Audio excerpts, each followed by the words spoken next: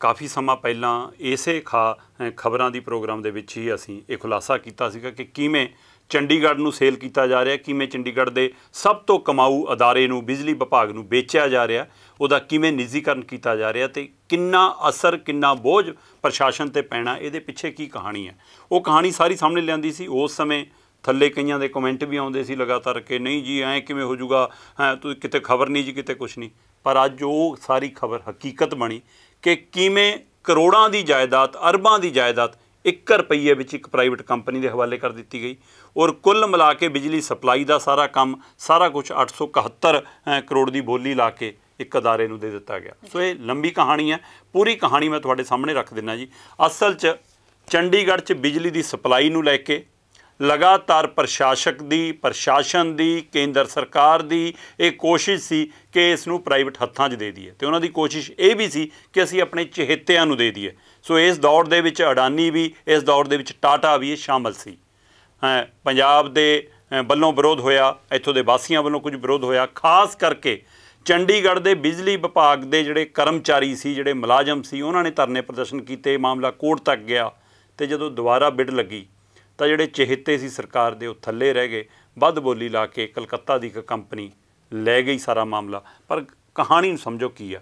सो मैं इसलिए दसना चाहुंदा कि इत्थे जिन्ने भी मुलाजम ने वो भर्ती दोबारा नहीं हुई, ਉਹਦੇ बावजूद बिजली आप नहीं चंडीगढ़ पैदा करता, बिजली बाहरों खरीददा, होर सूबਿਆਂ तो खरीददा, नवीं भर्ती नहीं हुई, ਉਹਦੇ बावजूद चंडीगढ़ नूं निर्विघन बिना कट तो समय सिर पूरी सहूलत नाल बिजली मिलती सी। और इस सब के बावजूद ये अदारा 150 करोड़ रुपया सालाना कमाउंदा सी। कौमिता जी, जिहड़ा अदारा 150 करोड़ रुपया हर साल कमा के दे रहा होवे, ਉਹਨੂੰ बेचण की की लोड़ सी? ये अपने आप सवाल है। इसे लिए असीं लगातार कहने कि सरकार देश का निजीकरण कर रही है।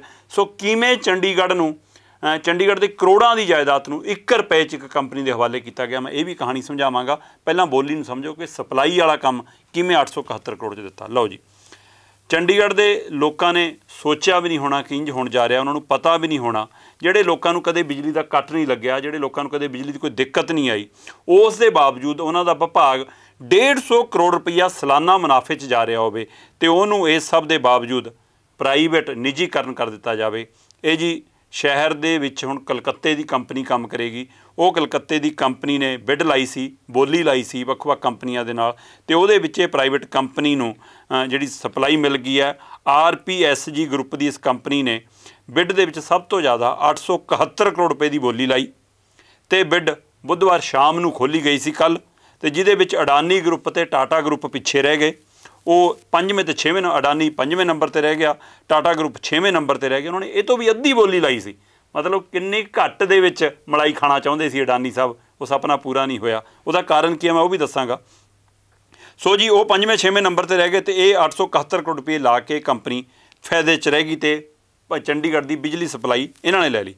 हुण प्रशासन बिजली सप्लाई करने वाली कंपनी की अप्रूवल के लिए एक file ministry of home affairs नूं भेजेगा, उत्थों अप्रूवल होकर आ जाएगी, तो उस तो बाद बिजली चंडीगढ़ की प्राइवेट हो जाएगी, निजी सप्लाई मिलण लगेगी।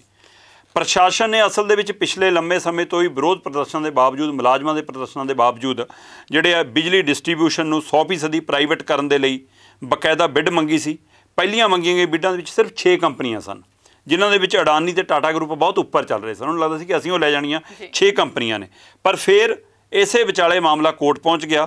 हाई कोर्ट ने निजीकरण उत्ते स्टे ला दिता, तो स्टे जदों दोबारा टुटी, सुप्रीम कोर्ट वालों हाई कोर्ट की स्टे नूं रद्द करके प्रशासन नूं हदायत की कि दोबारा बिड जारी करो। तो जदों दोबारा बिड जारी हुई तो ये कलकत्ता की कंपनी उपर आ गई, उन्हें वध बिड लाई तो वो लै गई जी। हुण मैं ये भी दस देना, जिहड़ियां कंपनियां बिड लगी उहदे विच सब तो नंबर 1 ते जी 871 करोड़ रुपये नाल रही एनीमेट इलैक्ट्रिकल कंपनी कलकत्ता वाली, ये जिन्हें हुण निजीकरण लै लिया हत्थां 'च बिजली का। दूए नंबर पर रही जी 606 करोड़ की बिड लाउण वाली कंपनी सी एक। तीसरे नंबर पर 563 करोड़ वाली कंपनी सी NTPC। 551 करोड़ मैसरज रिन्यू पावर ये सी। तो इस तरह 5वें नंबर के उत्ते 471 करोड़ रुपया, 871 करोड़ च बोली ला के एक कंपनी कमा रही है, जिन्हें भी 5 साल च पैसे पूरे कर लेने, 150 करोड़ तक कमा रहे हैं पहले ही। सो इसलिए वो 871, पर अडानी ग्रुप 471 करोड़ च इत्थे दी बिजली सप्लाई लेना चाहुंदा सी। फिर उस तो बाद 6वें नंबर पर 426 करोड़ च टाटा, तो 201 करोड़ च एक होर कंपनी सी। सो ये कंपनियां ने बोली लाई 3 सालों तो लगातार, मतलब कि लगातार जद तो चंडीगढ़ स्थापित होया, चंडीगढ़ बनया, तद तो जिन्ने मुलाजम सी मुलाजम घटते गए, मैं घर वधदे गए, बिजली के कनैक्शन वधदे गए, उहदे बावजूद लोगों नूं सप्लाई च कदे दिक्कत नहीं आई, कट नहीं कदे लगे, कदे बिजली महंगी नहीं हुई, होर सूबिਆਂ ਦੇ मुकाबले बिजली सस्ती आ, उहदे बावजूद भी हर साल प्रॉफिट दे रहा सी। ते पिछले 3 सालों का ऑफिशियल जिहड़ा रिकॉर्ड है वो 150 करोड़ तो ज़्यादा है। 3 सालों तो 150 करोड़ तो ज़्यादा प्रॉफिट चल रहा बिजली विभाग है। बिजली विभाग ने पिछले 3 सालों 150 करोड़ के मुनाफे दे कमा के दिता, हर साल 150 करोड़। बिजली का डिस्ट्रीब्यूशन करने वाली कंपनी एनीमेट इलैक्ट्रिकल नूं हर साल 150 करोड़ रुपया तो प्रॉफिट हैगा ही हैगा।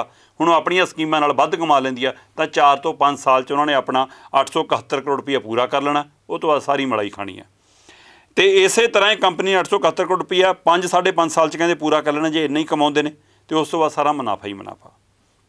हुण इत्थे जिहड़ी समझण वाली गल आ वो ये है कि 1100 कर्मचारी ने, 750 उन्हां च रैगूलर ने, 350 उन्हां दे उत्ते कंट्रैक्टर वाले ने। सो ये सारियां दी छुट्टी भी हो सकती है जां इन्हां नूं हुण प्राइवेट कंपनी च रह के काम करना पऊगा।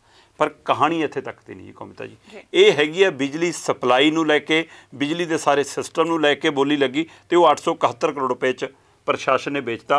जेकर प्रशासन अपने को रखता, सरकार अपने को रखती, तो हर साल 150 करोड़ रुपया कमाते, लगातार उम्र भर कमाते। हुण एक बार वो मुर्गी वढ लो, कहते इक्को बार सोने के अंडे सारे निकले होणगे। सो एक बार ये की सरकारां बनाउण लई फंड लैण दीयां स्कीमां ने कि सरकारी खाते 'च 871 करोड़ पिया तो वो तो बिना बाकी उम्र भर इस कंपनियां तो फंड लवांगे। ये कहानी है। तो ये शक कित्थे पैदा हुंदा कि तुसीं जिहड़ा सारे इत्थे दे सिस्टम दा बोली ला के दिता, वो बोली दी 1 रुपया जी, जी लीज मनी कहते हैं। लो वो भी कहानी सुन लो। प्रशासन को 871 करोड़ रुपये प्लस 1 रुपया होर मिलना। हुण 871 करोड़ तो है बिजली सप्लाई का जिहड़ा बिड लगी, पर 1 रुपये च कंपनी नूं की मिलना? कंपनी ने 1 रुपया वध क्यों देना?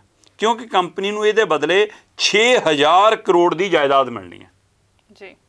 हर साल की लीज मनी उहदी 1 रुपया तो जायदाद है 6000 करोड़ की। की कुछ है जी उहदे विच जी? सब तो पहला तो एनीमेट जिहड़ी कंपनी है कलकत्ते वाली, उन्होंने 1 रुपये च बिजली विभाग का इंफ्रास्ट्रक्चर, जिन्नियां बिल्डिंगां ने, जमीन जिन्नी हैगी है, जिन्ने उन्होंने कंपनियां के मुलाजमां दे लई मकान ने, कोठियां ने, वो सारा कुछ वो नॉमीनल रेट पर मिल गया। प्रशासन वालों तैयार करवाए गए टेंडर डॉकूमेंट अनुसार बिजली विभाग ने सारे अपने एसड तो ये सारा इंफ्रास्ट्रक्चर 1 रुपये च दिता है। ये शामिल है जी उहदे की शामिल है? उहदे सब स्टेशन 220 KVA किशनगढ़ दे विच एक सब स्टेशन लग्या वा, वो इन्हां नूं देता। 6 सब स्टेशन 66 KVA दे ने, वो देते 1 रुपये च। 14 सब स्टेशन 33 KVA दे ने, वो देते 1 रुपये च। 180 सब स्टेशन 11 KVA दे ने। ये सारे जिन्ने सब स्टेशन ने, सब तो बड़ा 220 सब KVA वाला सब स्टेशन 1 है, वो भी 6 सब स्टेशन 66 KVA वाले ने, वो भी 14 सब स्टेशन 33 KVA वाले ने, वो भी 180 सब स्टेशन 11 KVA वाले ने, वो भी। ये सारे 1 रुपये च। यही नहीं जनाब, 10 सब डिविजनल ते 4 डिवीजन के ऑफिसां की जमीन, बिल्डिंगां, ये सारा कुछ भी 1 रुपये च कंपनी नूं दिता जाएगा। जमीन का रेट मिनिस्ट्री की नोटिफिकेशन दे विच फ्री नहीं है, नॉमीनल चार्ज है, इस तरह प्रशासन द्वारा फिक्स किया गया। सो ये कहते बिजली विभाग दियां सारे सब स्टेशनों की जमीन 100 एकड़ के करीब बनती है। चंडीगढ़ दे विच 1 किला जमीन का मतलब की आ, ये पुछ के देखो प्रशासन को पता है कि वो किवें लोकां तो, जदों किसानां तो जमीन लई सी पंजाब दियां तो, तां खणां दा मुੱਲ 100 रुपये पाया सी, ते अज उन्हां नूं अपने खेत च घर नहीं पाउण दिंदे, झोंपड़ियां बना के उत्थे फ्लैट बना के इसलिए दिंदे ने लेबर नूं जां मजदूरां नूं, बाहरली आई मजदूरां नूं, तां कि उन्हां तों वोटां लै सकण, ते करोड़ां च किले विकदे ने। ते हुण जदों आप दिता तो 1 रुपये, 100 एकड़ जमीन 1 रुपये च दित्ती आ। चंडीगढ़ की मार्केट वैल्यू उहदी 5000 करोड़ रुपए बनती आ। सो इस तरह 782 मकान ने इहदे विच जी। किशनगढ़ च 220 KVA का पावर ग्रिड स्टेशन जिहदी आपां जिक्र किया, सैक्टर 28 52 फेज़ 1 का सब स्टेशन है, फेज़ 2 का सब स्टेशन है, न्यू पावर हाउस है, ये सारा कुछ। इहदे नाल नाल इन्हां दी जमीन दे उत्ते जिन्ने भी मतलब कि वैल्यू बनती है करीब करीब 900 करोड़ रुपये बनती है। तो शहर दे विच रेजीडेंसल एरिए दे विच इन्हां दे 10 सब डिवीजन ने, उहदे विच 10 ऑफिसां दी बिल्डिंग है।